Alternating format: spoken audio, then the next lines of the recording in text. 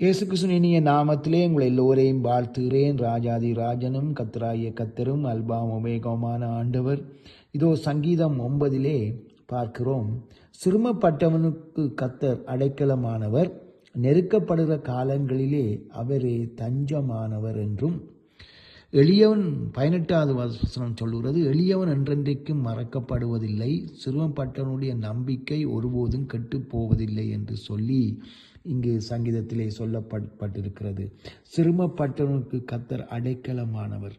சகோதரனே, சகோதரியே, இந்த நாட்களிலே எனக்கு அடைக்கலம் யார், எனக்கு பாதுகாப்பு யார், எனக்கு யார் தேவை, எனக்கு ஒருவரும் இல்லையே என்று ஏங்கிக் கொண்டிருக்கிற சகோதர சகோதரிகளே, அவர் சொன்னார், நான் உங்களை திக்கற்றராக விடேன் என்று சொல்லி.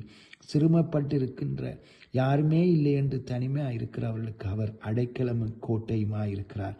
நீங்கள் உண்மையாய் தேவனை நோக்கி பார்ப்பீர்களானால், உண்மையாய் இயேசு கிறிஸ்துவை நம்புவீர்களானால், அவரோடு உறவு வைக்க உங்களை ஒப்பு கொடுப்பீர்களானால், வார்த்தையின்படி கீழ்ப்படிய உங்களை ஒப்பு கொடுப்பீர்களானால், முழுமையான விசுவாசத்தோடு அவரை நம்பி அவரை பின்பற்றுவீர்களானால், நிச்சயமாக அவர் உங்களுக்கு அடைக்கலமும் கோட்டையும் அரணுமாய் இருக்கிறார்.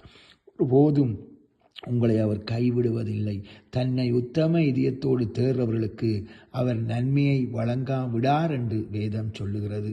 பிரியமானவர்களே, ஒரு விசை தேவனை நோக்கி பார்ப்போமா? உண்மையாய் நம்பி உண்மையாய் கூப்பிடுவீர்களா? ஒரு விசை இந்த வேளையிலே. பரிசுத்தமான பிதாவே, இந்த அருமையான நேரத்துக்காய் நன்றி. யார் யாரெல்லாம் சிறுமப்பட்டு போய் அடைக்கலம் இல்லாமல் கவலையோடு தனிமையோடு இருக்கிறார்களோ அவர்களை கண்ணோக்கி பாருமப்பா. ஒரு விசை கண்ணோக்கி பார்த்து அவர்களுக்கு சமாதானத்தையும் ஆசீர்வாதத்தையும் விடுதலையும் கொடுக்கும்படியாய் கெஞ்சுகிறோம். இயேசு கிறிஸ்துவின் இனிய நாமத்திலே ஜெபிக்கிறேன் நல்ல தகப்பனே. ஆமேன், ஆமேன்.